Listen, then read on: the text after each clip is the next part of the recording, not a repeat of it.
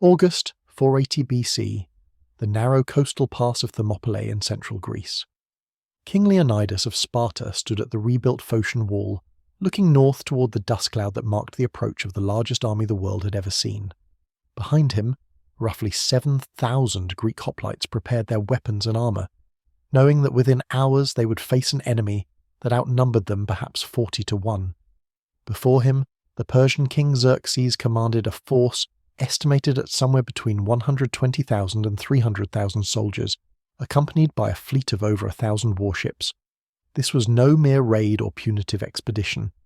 This was the full military might of the Achaemenid Persian Empire, the superpower that ruled from Egypt to India, from the steppes of Central Asia to the shores of the Mediterranean, bent on the complete conquest of Greece. The origins of this confrontation stretched back a decade to 490 BC, when Leonidas's brother King Leonidas had helped repel the first Persian invasion at the Battle of Marathon. There, 10,000 Athenian hoplites had achieved what seemed impossible, routing a Persian force more than twice their size and killing over 6,000 enemy soldiers, while losing fewer than 200 of their own men. That defeat had stunned the Persian Empire and its king Darius I. For the Persians, Marathon was not just a military setback but a humiliation that demanded vengeance. For the Greeks, it was proof that the seemingly invincible Persian war machine could be defeated. But Darius had died in 486 BC before he could mount a second invasion, and the throne passed to his son Xerxes. Xerxes inherited his father's ambition and his determination to subjugate Greece, but he would not repeat his father's mistakes. Where Darius had sent an expeditionary force, Xerxes would lead a full-scale invasion. For 4 years, from 484 to 480 BC, the entire Persian Empire had mobilized for war. Depots of grain and supplies were established along the invasion route. A canal was dug through the peninsula of Mount Athos to allow the Persian fleet to avoid the dangerous waters, where a previous Persian fleet had been destroyed. Most impressively, Xerxes ordered the construction of 2 pontoon bridges across the Hellespont, the narrow strait separating Asia from Europe. These bridges, each composed of hundreds of ships lashed together and covered with wooden planks, allowed Xerxes' massive army to march from Asia Minor into Europe, a feat of engineering that astounded the ancient world. The army that crossed those bridges in the spring of 480 BC was unlike anything Greece had ever faced. Ancient sources, particularly the Greek historian Herodotus, claimed it numbered in the millions. Herodotus himself calculated the fighting forces at 1,700,000, with support personnel bringing the total to over 5 million. Modern historians reject these figures as impossible. The logistics of feeding, watering and moving such a force would have been insurmountable even for the vast resources of the Persian Empire. Current scholarly estimates place Xerxes' invasion force at somewhere between 120,000 and 300,000 soldiers. Even at the lower estimate, this was still the largest army ever assembled in the ancient Mediterranean world up to that point. This army was drawn from across the vast Persian Empire, making it one of the most diverse military forces in history. There were Persians and Medes, the imperial corps, armoured in scale mail that resembled fish scales, wearing felt caps called tiaras, and carrying wicker shields covered in leather. There were Assyrians with bronze helmets and wooden clubs studded with iron, Bactrians from Central Asia, Saké nomads from the steppes with their powerful bows, Indians with cotton armour and cane arrows, Ethiopians wrapped in lion and leopard skins, Arabs riding camels, Thracians with fox-skin caps and javelins. This multicultural force spoke dozens of languages and represented hundreds of cultures, all united under the banner of the King of Kings. At the elite core of this massive army were the Immortals. These 10,000 heavy infantry formed Xerxes' personal bodyguard and shock troops.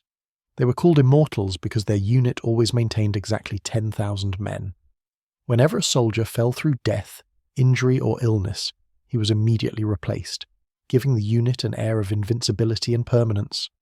The Immortals were drawn primarily from Persian and Median nobility, chosen for their martial skill, loyalty and character.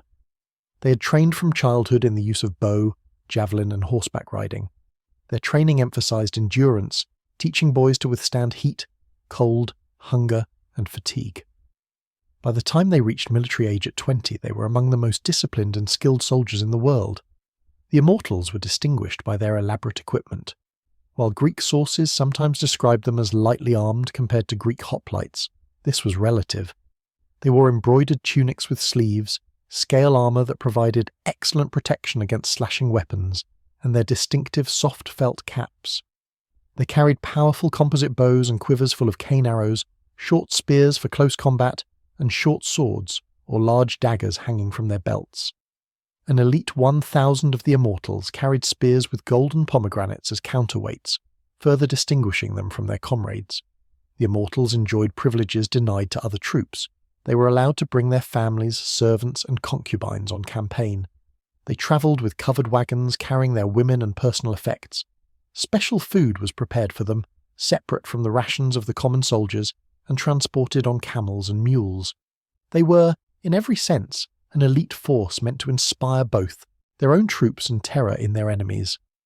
The Persian strategy was straightforward but devastating. The massive army would advance down the eastern coast of Greece, while the equally massive fleet moved parallel along the shore, providing naval support and preventing the Greeks from outflanking the land forces by sea. Greek cities would be given a choice: submit to Persian authority and be spared, or resist and be destroyed. Many Greek city-states, particularly in the north, chose submission. They could see the futility of resistance against such overwhelming force. But Athens and Sparta, the two most powerful city-states, chose to fight. The Greeks had formed an alliance, the Hellenic League, to coordinate their defence. This was itself remarkable, as the Greek city-states were notorious for their mutual suspicion and frequent warfare. Getting them to cooperate, even in the face of existential threat, required months of negotiation and compromise. The Athenian general Themistocles had proposed the defensive strategy. The Greek fleet, primarily composed of Athenian ships, would engage the Persian navy at the Straits of Artemisium on the northern coast of Euboea. Meanwhile, a Greek army would block the Persian land advance at Thermopylae, the narrow coastal pass that was the only practical route for a large army moving south. Thermopylae, the Hot Gates, so named for the hot springs in the area, was an ideal defensive position. The pass ran between the steep slopes of Mount Kallidromos to the south and the sea to the north. At its narrowest point, the pass was only about 15 metres wide, barely 50 feet. A low stone wall, built years earlier by the local Phocians and now in ruins, crossed the narrowest part. Here, the Greeks could negate the Persians' massive numerical advantage. No matter how many tens of thousands of soldiers Xerxes had, only a few dozen could fight at the front line at any given time. In the confined space of the pass, Greek heavy infantry fighting in their tight phalanx formation could hold against far larger numbers. Command of the Greek force was given to King Leonidas of Sparta. Leonidas was approximately 60 years old in 480 BC, an old man by the standards of the ancient world, but still vigorous and commanding. He was one of Sparta's two kings, and he selected 300 Spartans to accompany him north. These 300 were not just any Spartans. They were Spartiates, full citizens of Sparta, all of whom had living sons to carry on their family lines. This requirement was significant in Sparta, where every citizen was a soldier, and the survival of family lines was crucial to the state's military power. The 300 were accompanied by their helot servants, perhaps 900 men who would serve as light infantry and support personnel. But Leonidas' force was not only Spartans. As the Spartan contingent marched north, other Greek city-states contributed troops. From the Peloponnese came 500 from Tegea, 500 from Mantinea, 120 from Orchomenus in Arcadia, 1,000 from the rest of Arcadia, 400 from Corinth, 200 from Phlius, and 80 from Mycenae. From Boeotia came 700 Thespians and 400 Thebans. Other contingents joined from Phocis and other regions. The total Greek force at Thermopylae numbered somewhere around 7,000 men, though exact figures are uncertain and ancient sources disagree on the details. These Greek soldiers were hoplites, heavy infantry that had revolutionized warfare in the Mediterranean world. The hoplite derived his name from his primary piece of equipment, the hoplon, or aspis, the large round shield. This shield was approximately 3 feet in diameter, constructed from wood with a bronze facing and leather backing. It was heavy, weighing between 15 and 30 pounds, but its revolutionary design made it manageable. The Argive grip system placed the handle at the edge of the shield with a leather forearm strap at the centre. This allowed the soldier to carry the shield's weight on his left shoulder and forearm while maintaining mobility and control. The shield's size and shape meant it protected not just the soldier carrying it, but also the right side of the man standing to his left. This made hoplite warfare inherently communal. Each man's survival depended on his neighbour maintaining position and keeping his shield up. The hoplite's primary weapon was the dory, a spear between 8 and 14 feet long, with an iron spearhead and a bronze spike or saurator at the butt end. The spike served multiple purposes. It could be planted in the ground to stand the spear upright when resting. It provided balance to the long spear, and if the spearhead broke off in combat, the spike could be used as a secondary thrusting weapon. The spear was the hoplite's soul, the weapon that defined his role in battle. It allowed him to strike at enemies from behind the protective wall of shields, thrusting overhand or underhand depending on the tactical situation. For close combat, when spears broke or the phalanx formation collapsed, hoplites carried short swords. The most common was the xiphos, a straight double-edged sword about 2 feet long. Spartans famously carried even shorter swords, sometimes only 12 to 18 inches long. When asked why their swords were so short, Spartans would reply, "So that we may get close to the enemy." This short blade was perfect for the brutal shoving match that occurred when two phalanxes collided. In the press of bodies, with shields locked and men pushing, there was no room to swing a longer weapon. The short sword could be thrust through gaps in the enemy's shield wall, targeting the throat, groin, or other vulnerable areas. Some hoplites preferred the kopis, a forward curving blade like a large machete, deadly for hacking attacks. For armour, the hoplite wore a bronze helmet, most commonly the Corinthian, type which provided excellent protection for the head, cheeks and nose, though at the cost of restricted vision and hearing. Later variants like the Chalcidian helmet or the simple Pylos helmet offered better visibility and airflow. On the torso, wealthier hoplites wore bronze cuirasses, either a solid bell-shaped breastplate or more articulated muscle cuirasses shaped to resemble an idealized male torso. Poorer soldiers wore the linothorax, a corselet made of multiple layers of linen glued together, which provided surprisingly good protection against slashing attacks. Bronze greaves protected the shins and calves. A full panoply of hoplite armour weighed approximately 40 to 60 pounds. Carrying this weight in the Mediterranean heat required excellent physical conditioning. The true power of the hoplites lay not in individual combat but in their formation, the phalanx. Men stood shoulder to shoulder in ranks, typically 8 men deep, though sometimes more. Each man's shield overlapped with his neighbour's, creating a wall of bronze. The front ranks presented a bristling hedge of spear points, while rear ranks held their spears more vertically, providing some protection against missiles.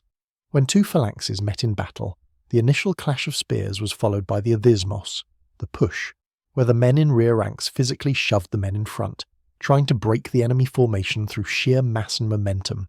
It was brutal, claustrophobic, terrifying combat where victory went to the side with better cohesion, discipline, and courage.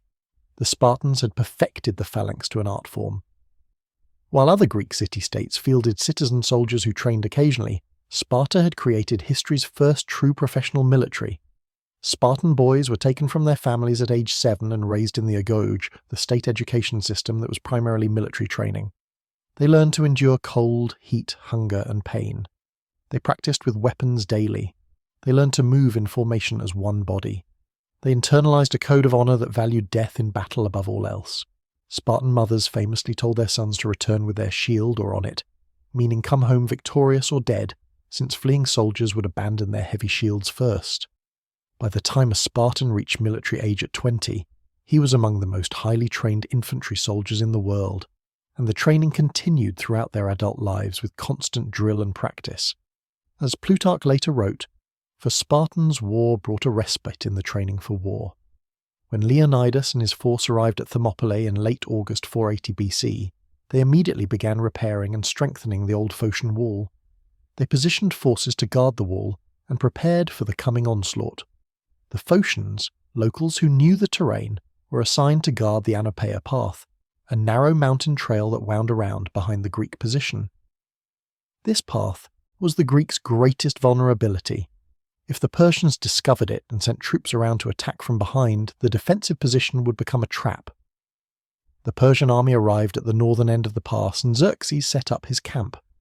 According to Herodotus, Xerxes sent a scout on horseback to observe the Greek position. The scout rode close to the Greek wall and observed the Spartans outside the fortifications, some exercising naked, others calmly combing their long hair. The scout, amazed at this apparent disregard for danger, reported back to Xerxes. The Persian king was baffled. What kind of soldiers groomed themselves before battle like they were preparing for a festival? He summoned Demaratus, an exiled Spartan king who now advised the Persians. Demaratus explained that the Spartans were preparing for battle according to their custom. When Spartan soldiers were about to fight, they adorned their hair, for they were about to risk their lives. Demaratus warned Xerxes that these men would not retreat, and that they represented the finest soldiers Greece had to offer. Xerxes waited 4 days before attacking. This delay has puzzled historians. Perhaps he expected the Greeks to lose their nerve and retreat once they truly comprehended the size of his army. Perhaps he was coordinating with his fleet, which was engaging the Greek navy at Artemisium. Or perhaps it was simple arrogance, a belief that the Greeks would surely see reason and surrender. On the 5th day of the Persian arrival, and the first day of actual battle, Xerxes' patience ended. He sent envoys to Leonidas demanding surrender and ordering the Greeks to lay down their weapons. Leonidas's response became legendary. 2 words in the laconic Spartan dialect, molon labe, come and take them. The battle began with a Persian arrow barrage. Thousands of archers launched volley after volley at the Greek position. The Greeks had been warned, allegedly by a local resident, that the Persian arrows were so numerous they would blot out the sun. One Spartan, Dionysius, responded that this was good news, for then they would fight in the shade. Behind their large shields and wearing bronze helmets, the Greeks weathered the arrow storm with minimal casualties. The arrows, shot from long range, lacked the velocity to penetrate the thick wooden shields and bronze armour. When the arrow barrage failed to dislodge the Greeks, Xerxes ordered his Median and Elamite infantry to take the pass by assault. These soldiers, brave and experienced from campaigns across the empire, advanced confidently toward the Greek position. They expected that their overwhelming numbers would break through quickly. They were wrong. The Medians and Elamites wore lighter armour than the Greek hoplites. They carried shorter spears, wicker shields, and relied more on missile weapons like javelins and bows than on close combat. When they entered the narrow pass and met the Greek phalanx, they found themselves at a catastrophic disadvantage. The Greeks, fighting shoulder to shoulder behind their bronze shields, presented an impenetrable wall.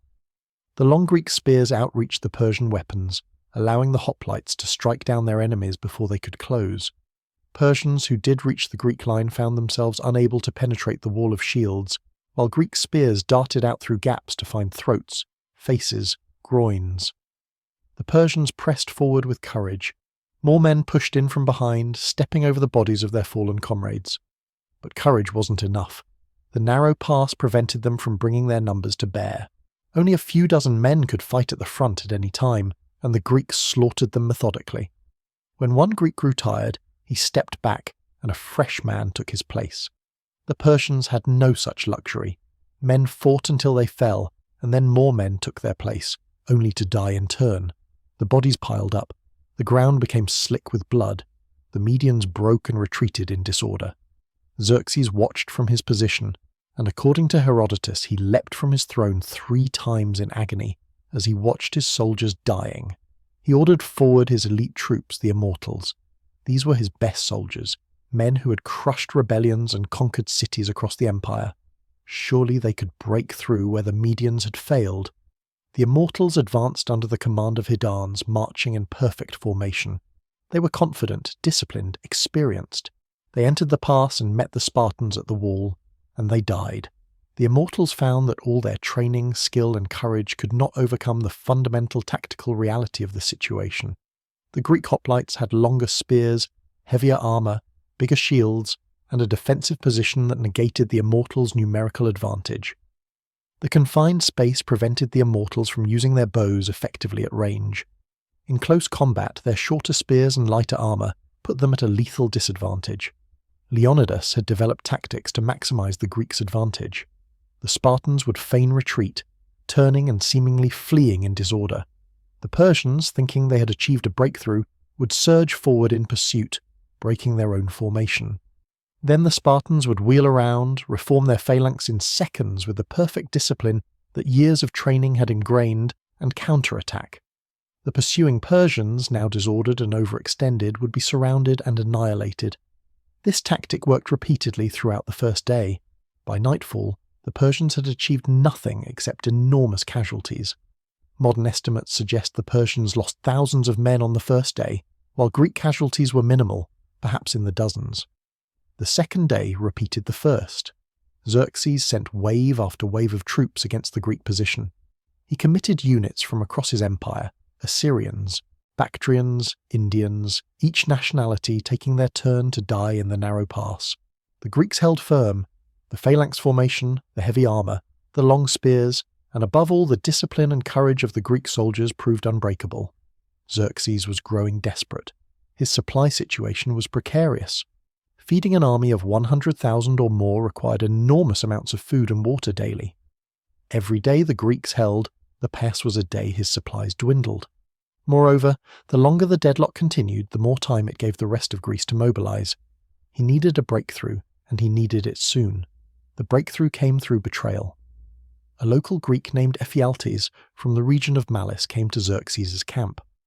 Motivated by the promise of a rich reward, Ephialtes informed the Persian king about the Anapeia path, the mountain trail that wound around behind the Greek position. Ephialtes offered to guide Persian troops along the path to attack the Greeks from behind. Xerxes immediately grasped the significance of this information. He ordered Haydans to take the Immortals and follow Ephialtes along the path during the night. The timing was carefully chosen. It was near the full moon, providing enough light to navigate the treacherous mountain path without torches that would alert the Greeks to their presence. The Immortals marched through the night, climbing the rocky trail in single file.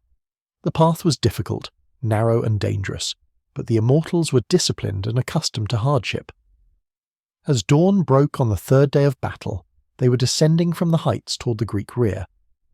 The Phocian contingent of 1,000 hoplites that Leonidas had stationed to guard this path should have been alert, should have posted sentries, should have been ready. They were not. Their first warning of the Immortals' approach was the sound of rustling oak leaves as thousands of feet marched through the forest. The Phocians jumped up from where they had apparently been sleeping and hurried to arm themselves. Hydarnes, seeing Greek soldiers, feared they might be Spartans, but Ephialtes assured him they were only Phocians. The Immortals, not wishing to be delayed, unleashed a storm of arrows at the Phocians. The Phocians retreated to higher ground to make a defensive stand, but the Immortals simply bypassed them and continued their descent toward the main Greek position. Leonidas learned of the disaster from runners who had witnessed the Phocians' failure. The king called a council of war as dawn broke.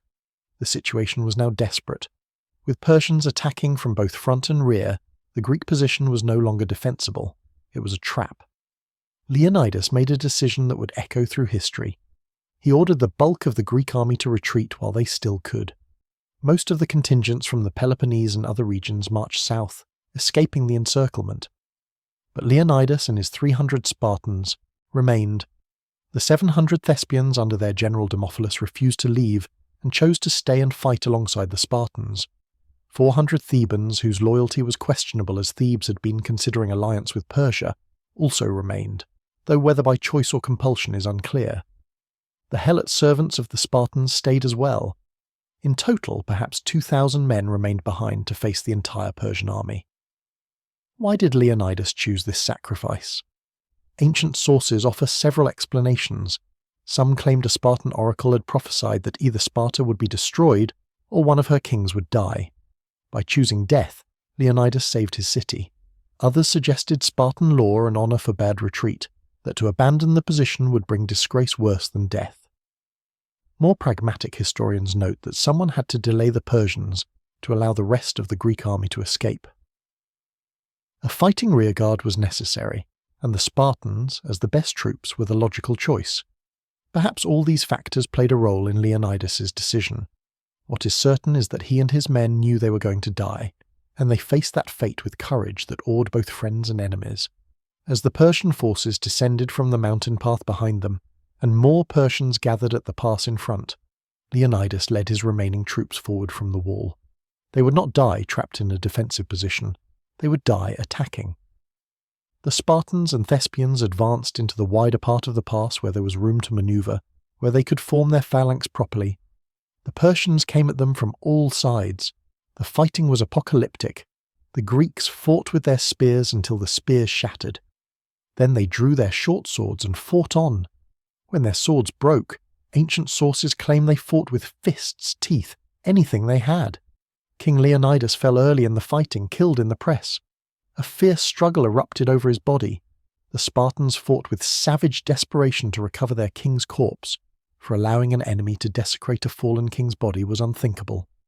4 times the Persians captured the body. 4 times the Spartans, fighting like demons, drove them back and reclaimed it. The Immortals suffered enormous casualties in this struggle, losing men who would have been irreplaceable to any other unit. But the Immortals' strength was that they could always replace their losses, maintaining their eternal 10,000. As more Persians flooded into the pass from the mountain path, the situation became impossible. The surviving Greeks, now perhaps only a few hundred, were driven back to a small hill. They formed a final circle, shields outward, fighting in all directions. Their spears were all broken. Many had lost their swords. The Persians, recognizing that close combat with even this remnant of Greeks was too costly, fell back and used bows. Thousands of arrows arced through the morning sky and fell upon the small knot of defenders. The Spartans and Thespians raised their shields and crouched low, but there was no real protection. One by one they fell. Some sources say they all died on that hill. Others suggest a handful may have been captured, though the Spartans' devotio mentality makes this unlikely. By mid-morning it was over. The Immortals and other Persian troops moved among the bodies, separating Greek from Persian dead. The Thebans had surrendered earlier in the fighting, breaking away when they saw the cause was hopeless. Xerxes ordered that Leonidas's body be found, identified, and desecrated. The head was cut off and mounted on a stake, displayed as a warning to other Greeks who might dare resist. This treatment shocked the Greek world when they heard of it. Even enemies traditionally treated fallen kings with respect, giving them honourable burial. The desecration of Leonidas only intensified Greek hatred of the Persians and determination to resist. The Persians had won at Thermopylae, but they had paid a terrible price. Herodotus claims the Persians lost 20,000 men in the 3 days of fighting, though this number is likely exaggerated. Even if the true figure was half that or less, these were catastrophic losses. The Greeks had lost perhaps 4,000 men total, including those killed on the first 2 days and the entire rearguard on the 3rd day. The news of Thermopylae's fall reached the Greek fleet at Artemisium, where they had been fighting a series of indecisive naval battles with the Persian fleet. With the pass lost, there was no point holding Artemisium. The fleet withdrew south to regroup at Salamis. Xerxes marched his army south through Boeotia, burning Thebes and Thespe as punishment for their contingent's resistance at Thermopylae. He continued to Attica and Athens. The Athenians, acting on the advice of Themistocles, had evacuated their city, moving the population to Salamis and other islands. Xerxes entered an empty city and burned it to the ground, destroying the temples on the Acropolis as revenge for Athens' role in supporting the Ionian revolt years earlier. But Persian victory proved short-lived. A month later, in the narrow straits of Salamis, the Greek fleet destroyed the Persian navy. Themistocles had goaded Xerxes into attacking in confined waters where the larger Persian ships could not maneuver, and Greek triremes rammed and sank hundreds of Persian vessels.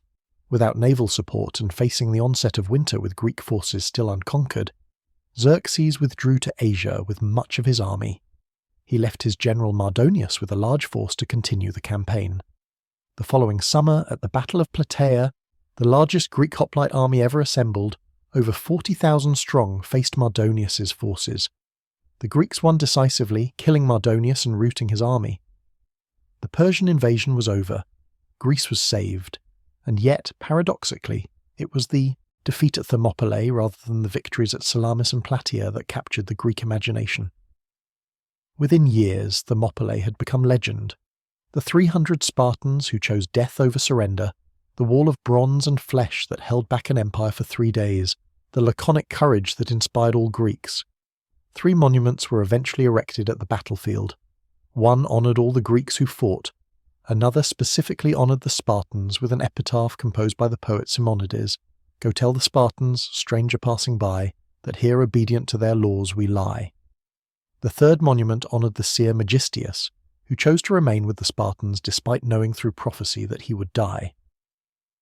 The Battle of Thermopylae demonstrated both the strengths and limitations of the hoplite phalanx as a tactical system.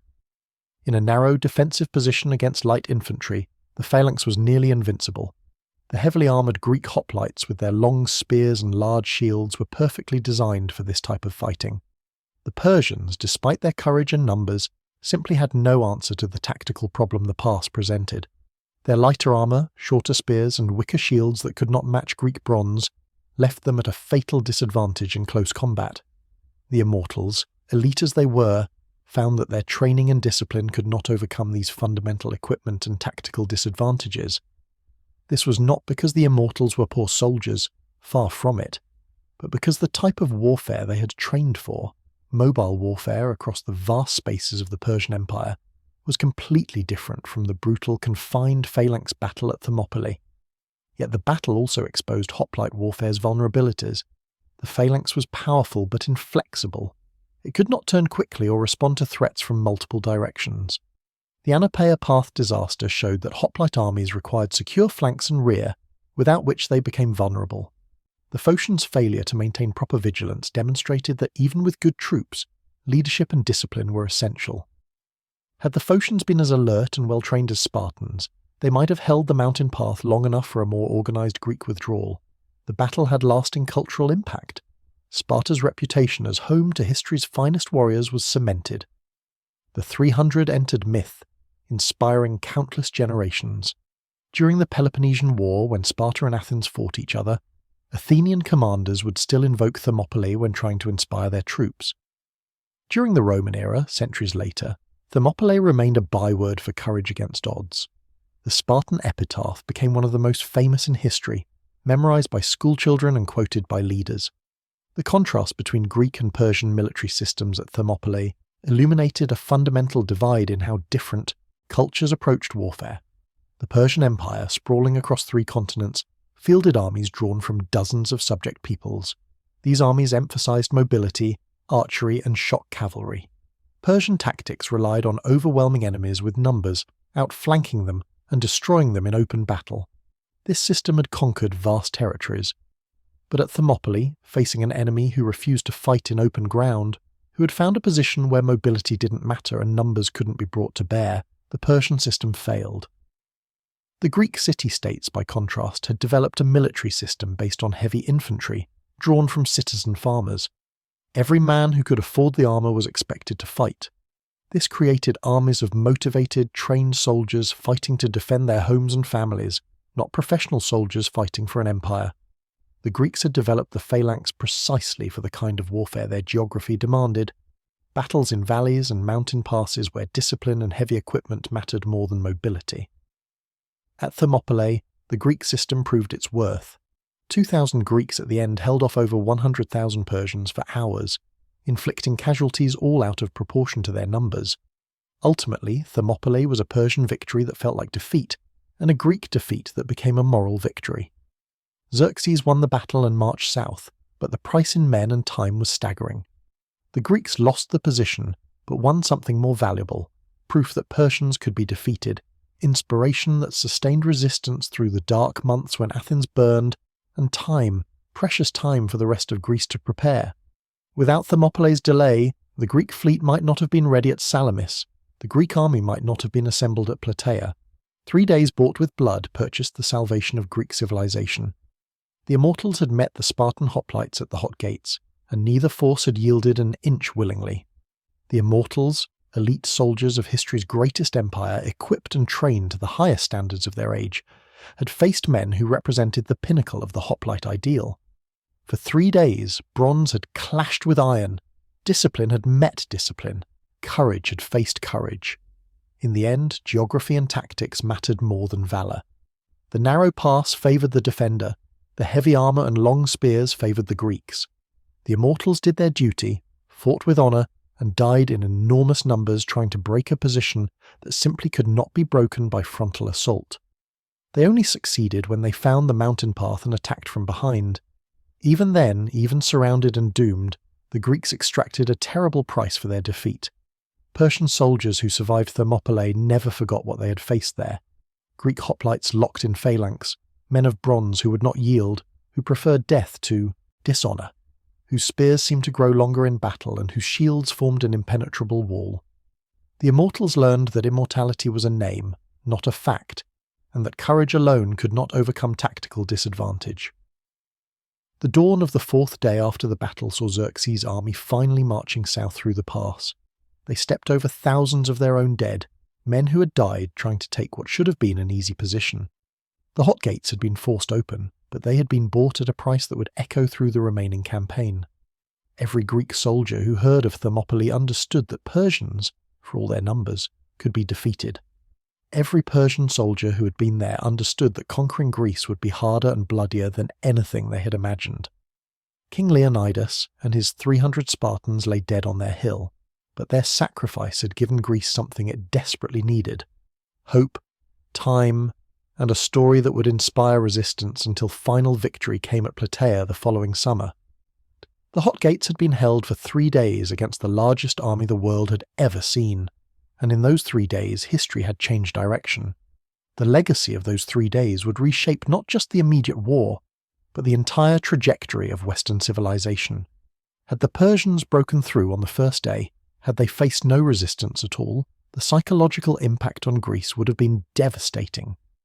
Instead, they learned that their enemies were mortal, that Persian blood could be spilled, that the King of Kings could be defied.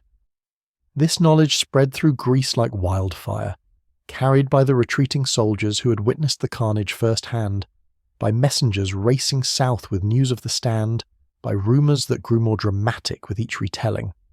The survivors of Thermopylae, particularly those who had fought on the first 2 days before Leonidas ordered the retreat, became living witnesses to what disciplined hoplites could achieve.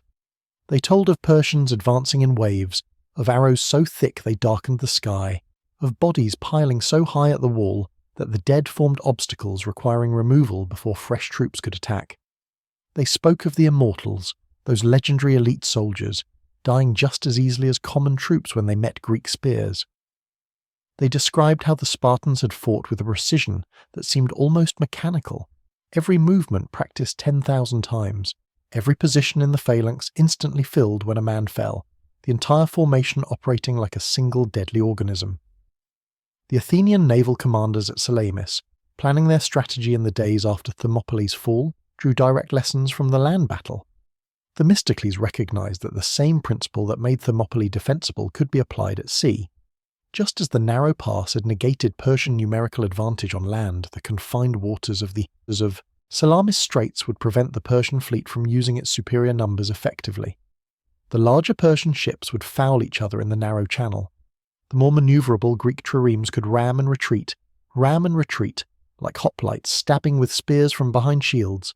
Themistocles even used deception similar to Leonidas's feigned retreats, sending a slave to Xerxes with false information that the Greek fleet was preparing to scatter, luring the Persian ships into the trap.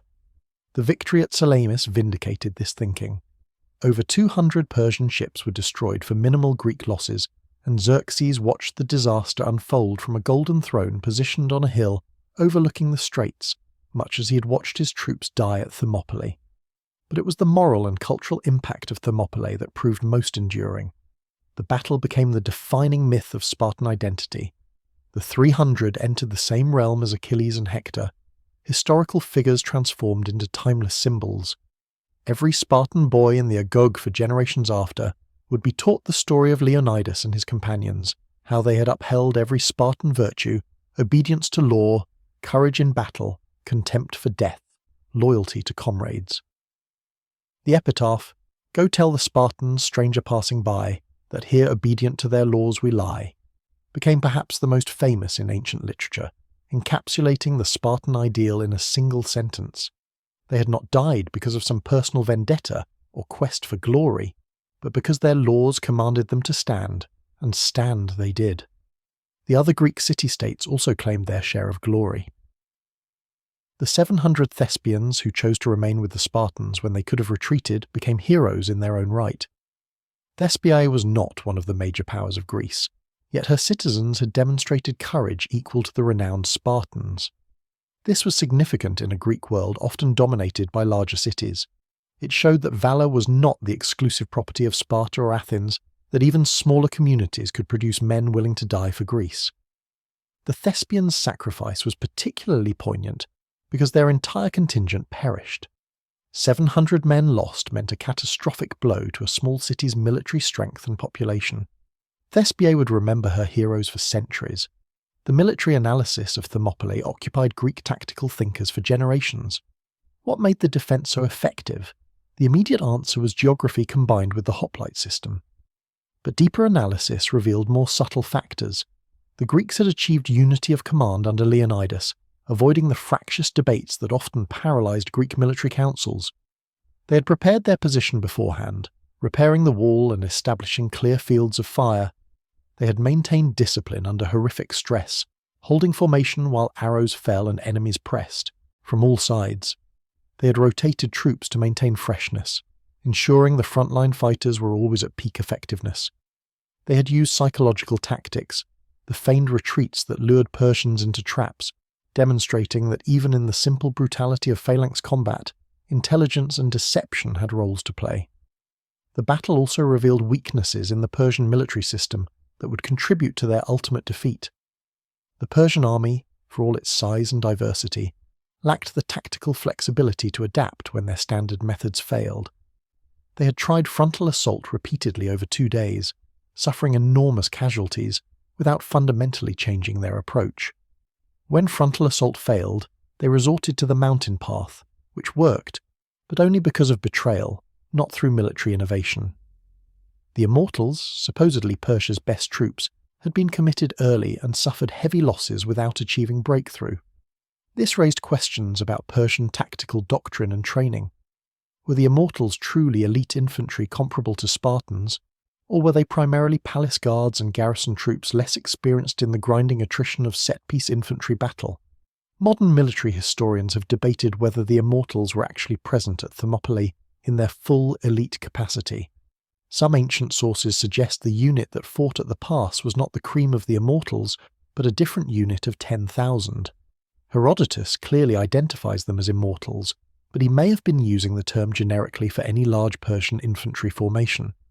If the troops who fought at Thermopylae were indeed the true Immortals, their performance was paradoxically both impressive and disappointing.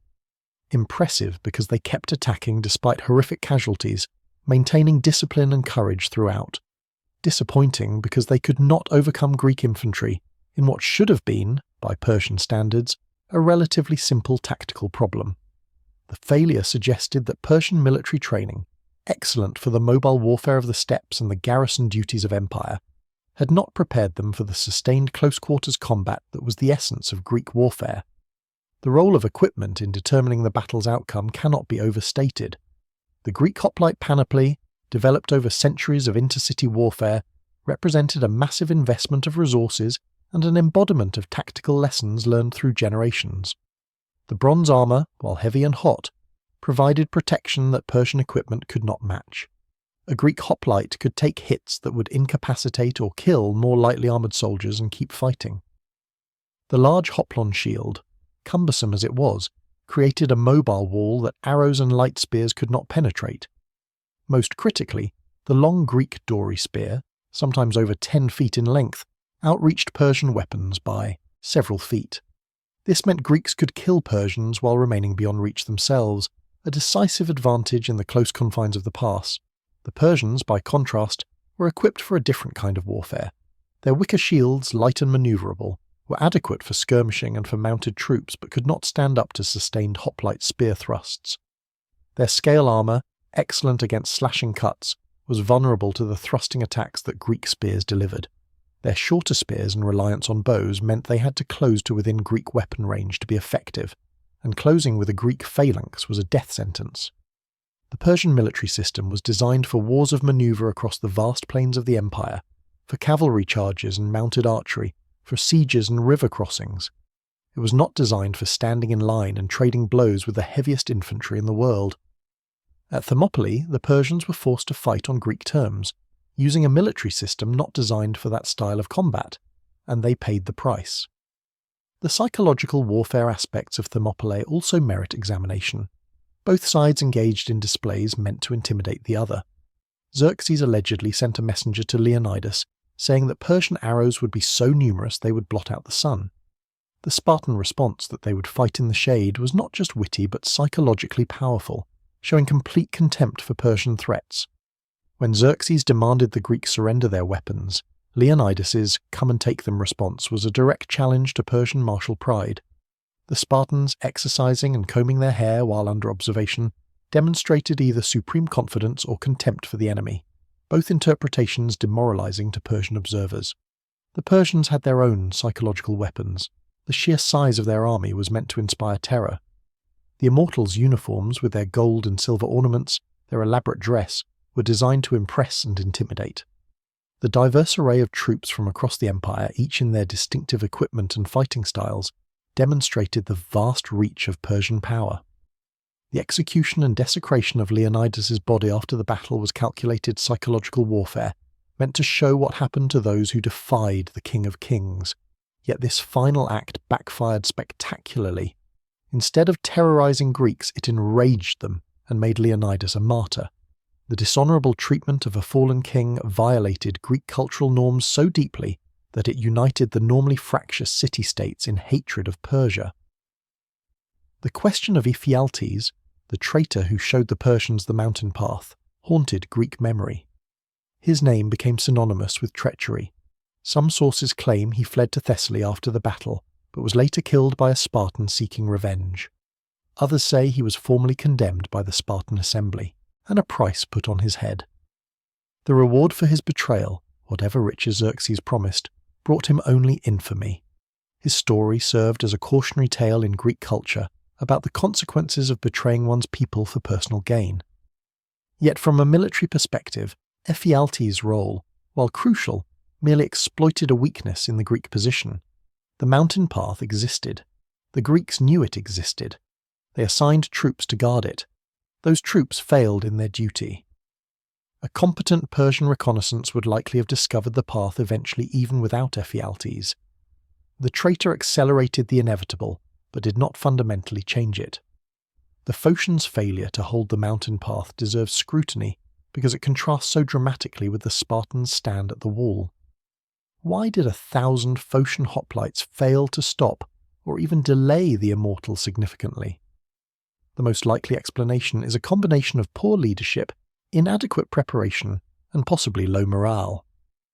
The Phocians were guarding an approach they may have believed the Persians would never find. They were not Spartans, not professional soldiers trained from childhood. They were citizen militia, farmers and craftsmen who happened to be at war.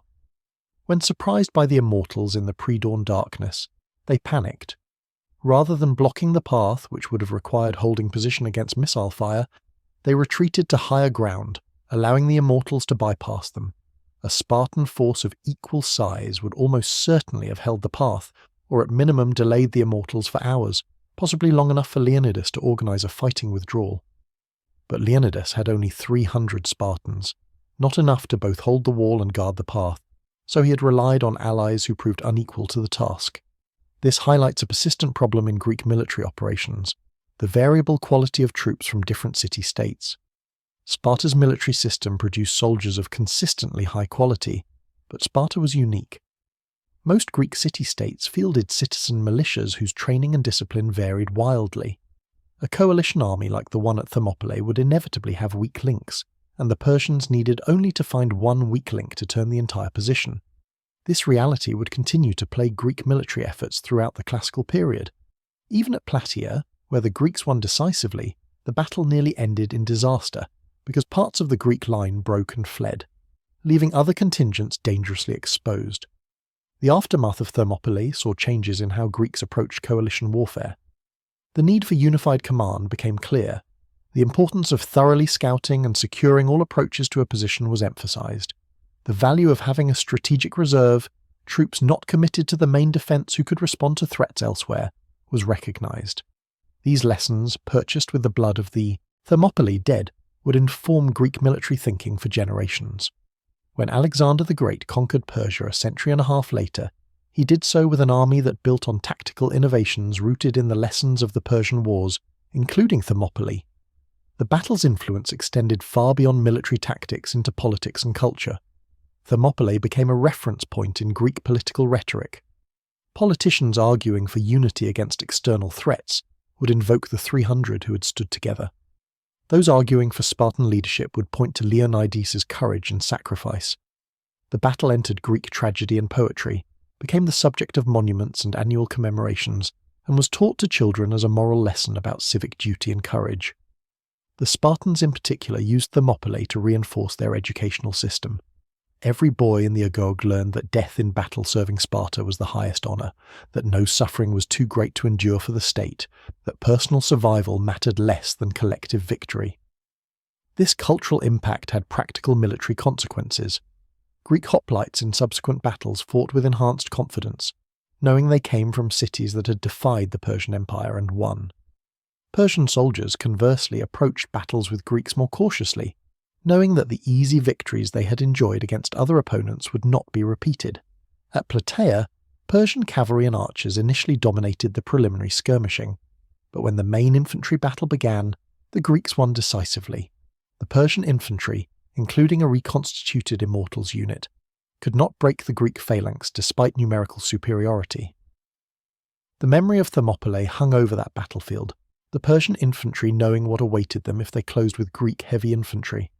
The numbers debate surrounding Thermopylae has occupied historians since ancient times. Herodotus's figures, millions of Persians against thousands of Greeks, are certainly exaggerated. But by how much? Modern historians use logistical analysis to estimate reasonable force sizes.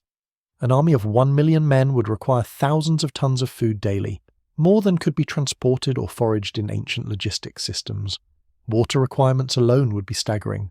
The army would stretch for dozens of miles on the march, impossible to command or coordinate. Current scholarly consensus places the Persian army at somewhere between 100,000 and 300,000, still massive but logistically manageable. The Greek forces at Thermopylae numbered around 7,000 total, with perhaps 2,000 remaining for the final stand. These revised numbers still give the Persians overwhelming numerical superiority, perhaps 50 to 1 or more, sufficient to explain their ultimate victory while making the Greek resistance even more impressive. The tactical details of the fighting remain partially obscure because ancient sources focus more on drama and heroism than on specific combat mechanics. We know the Greeks formed a phalanx and fought in relays, fresh troops replacing tired ones. We know the Spartans employed feigned retreats to lure enemies into traps. We know the fighting was sustained over hours each day, not brief clashes, but exactly how the Greeks coordinated their relief system, how they managed casualties and removed bodies during fighting, how they maintained water and food supplies, while under constant pressure, these details are largely lost. Some insights can be gained from later battles where sources are more detailed, but the specifics of Thermopylae's 3 days remain partially mysterious, which only adds to the battle's legendary status. The role of the helots at Thermopylae is often overlooked but significant. Each of the 300 Spartans brought personal attendants, unfree labourers from Sparta's subject population. These helots, perhaps 900 or more, would have served as light infantry, skirmishers, and support personnel. They carried supplies, tended the wounded, removed bodies, and possibly fought when the final encirclement made formal phalanx combat impossible. Ancient sources barely mention them, focusing on the Spartan citizens, but any realistic assessment must acknowledge their presence and contribution. When Leonidas decided to stay for the final stand, the helots stayed too. They had no choice, bound by their servile status, but they died alongside their masters nonetheless. Their sacrifice was unremembered and unhonoured, revealing the class divisions that characterised Spartan society even in its finest hour. The question of whether Leonidas's sacrifice was necessary has provoked debate. Could the entire Greek force have withdrawn successfully when the mountain path was compromised? Possibly, if they had begun immediate retreat at dawn. But the retreat would have been harried by Persian cavalry and light troops. Casualties would have been heavy. More importantly, a retreat would have allowed the Persian army to maintain close contact with the withdrawing Greeks, possibly preventing the Greek fleet from escaping Artemisium and catching Greek forces in vulnerable positions further south. The rearguard action, while suicidal for those who remained, bought time measured in hours, and those hours allowed for organised withdrawal rather than chaotic retreat. From this perspective, Leonidas's decision was militarily sound even though personally fatal. Alternatively, Leonidas may have had no real choice. Spartan law and culture so heavily emphasized never retreating that abandoning the position, even in hopeless circumstances, may have been literally unthinkable for him. To withdraw would bring dishonor not just on himself but on Sparta and on the other Greeks who had trusted Spartan leadership. Better to die having bought every possible hour for Greece than to live having failed in his duty. This interpretation makes Leonidas less a cold calculator of military necessity and more a product of his culture, a man who could not conceive of acting against the values drilled into him since childhood. Both interpretations may be true simultaneously. Leonidas's military judgment that a rearguard was necessary happened to align perfectly with his cultural conditioning that Spartans never retreat. The immediate aftermath of the battle saw Xerxes attempting to conceal the extent of his casualties from his own troops. Ancient sources claim he had most of the Persian dead buried in mass graves during the night, leaving only a few thousand bodies visible to maintain the illusion that casualties had been light. Whether this is true or propaganda from Greek sources, it reflects the reality that Persian losses, while sustainable given their vast army, were psychologically damaging. Soldiers who had watched friends die by the hundreds in a narrow pass achieving nothing would understandably question the campaign's wisdom. Xerxes needed to maintain morale as his army marched deeper into Greece, further from home and supply bases. The Persian advance after Thermopylae saw mixed success. Cities that resisted were brutally sacked. Athens was burned, its temples destroyed, its population scattered. But the Persian fleet's defeat at Salamis forced Xerxes to withdraw the bulk of his army, leaving Mardonius with a smaller force to continue operations. Over the winter of 480–479 BC, both sides prepared for the decisive campaign. The Greeks assembled the largest hoplite army in their history, drawing contingents from nearly every city-state. The Persians brought fresh troops from Asia and recruited Greek allies, including Thebes, which had Medised, gone over to the Persian side. The Battle of Plataea in 479 BC was in many ways Thermopylae's opposite and culmination. Where Thermopylae was a small force in a defensive position, Plataea involved tens of thousands fighting in open ground. Where Thermopylae ended in Greek defeat, Plataea ended in decisive Greek victory. Yet the tactical lessons were similar. Greek heavy infantry, properly led and maintaining formation, could defeat Persian forces even when outnumbered. The hoplite phalanx, advancing in disciplined ranks behind shields, presenting walls of spear points, proved unbreakable. Persian cavalry and archers harassed the Greeks but could not stop their advance. When Greek and Persian infantry clashed in close combat, the Greeks won, their longer spears and heavier armour providing decisive advantages. Mardonius was killed in the fighting, allegedly by a Spartan warrior who threw a stone that crushed the Persian commander's skull. With their general dead and the Greek phalanx pressing forward, the Persian army broke and fled. The survivors retreated to Asia, ending the invasion forever. Thermopylae and Plataea together established the military superiority of the Greek hoplite system over Persian forces in infantry combat. This did not mean Greeks were inherently better soldiers. Persian cavalry and archers remained formidable throughout the classical period. Rather, it meant that in the specific tactical environment of close quarters infantry battle, the heavily armed and trained Greek hoplite had advantages that Persian equipment and tactics could not overcome. This reality would shape Mediterranean military affairs for the next century and a half, until Philip II of Macedon revolutionized Greek warfare by combining the phalanx with cavalry and light infantry in a more balanced force. The cultural memory of Thermopylae evolved over time. In the immediate aftermath, it was a story of heroic sacrifice that inspired continued resistance. During the height of Athenian power in the mid-5th century BC, Athens emphasized the concurrent naval victory at Artemisium over Thermopylae, not wishing to give Sparta too much credit. But Sparta continued to celebrate Leonidas and the 300, building monuments and establishing annual commemorations. By the 4th century BC, as Sparta's power waned, Thermopylae became the symbol of a better time when Spartans were truly invincible.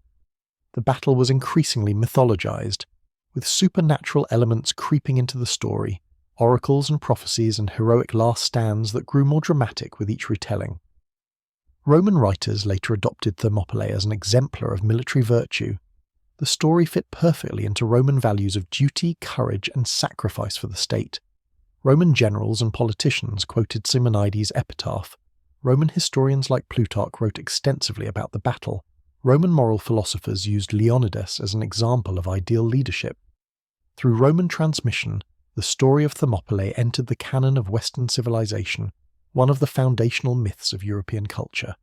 Medieval knights heard the story, Renaissance humanists studied it, Enlightenment philosophers debated its moral implications, and modern nations found in it inspiration for their own defensive wars. The battle has been invoked in countless later conflicts. During the Greek War of Independence in the 1820s, Greek revolutionaries fighting the Ottoman Empire explicitly compared themselves to Leonidas and his men, fighting overwhelming odds for freedom. During World War II, British Commonwealth forces defending Greece against German invasion in 1941 were reminded of Thermopylae, and some units fought delaying actions at the same pass 24 centuries later. American defenders at the Alamo in 1836 were compared to the 300, a small force choosing death over surrender. Israeli soldiers have invoked the battle as inspiration for their own defensive stands. Whenever a small force faces overwhelming odds and chooses to fight rather than flee, the shadow of Thermopylae falls across the battlefield, yet modern historians increasingly emphasize the battle's ambiguities and complexities.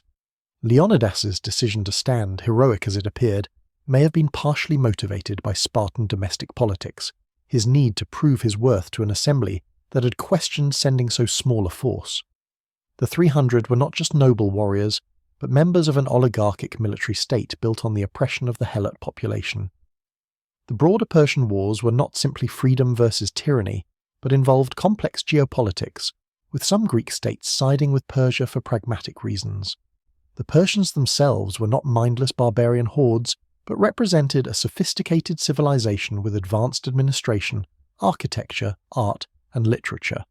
Their military system, while defeated in Greece, had conquered the largest empire the world had yet seen. These nuances enrich rather than diminish the story.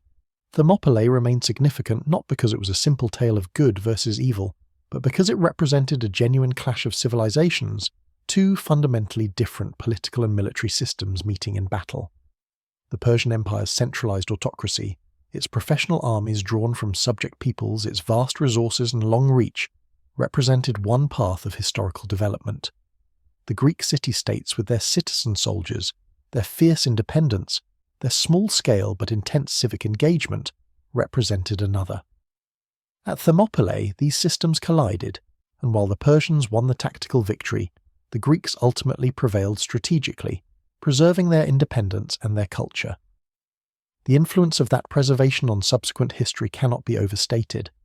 The Greece that survived the Persian Wars would produce Socrates, Plato, and Aristotle, whose philosophy shaped Western thought.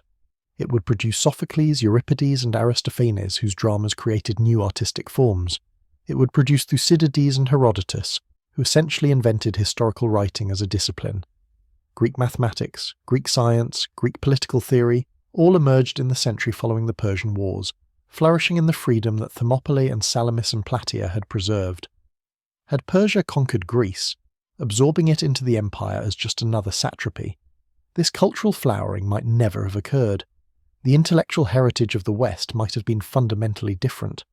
From this perspective, those 3 days at Thermopylae in 480 BC helped shape the next 25 centuries of Western civilization. The hot gates where Leonidas made his stand have been altered by geological changes. The coastline has shifted, silt deposited by rivers has built up the land, and what was once a narrow coastal pass is now over 3 miles from the sea. The battlefield itself is unrecognizable, covered by modern roads and development. Only the monuments remain, the statue of Leonidas, the inscribed epitaph, the commemorative markers, reminding visitors of what happened there so long ago. Tourists come to stand where the 300 stood, to imagine the clash of bronze on bronze, to honour the memory of men who died more than 2 millennia ago. And the story endures, retold in countless books and films, adapted and reinterpreted for each generation but maintaining its essential power.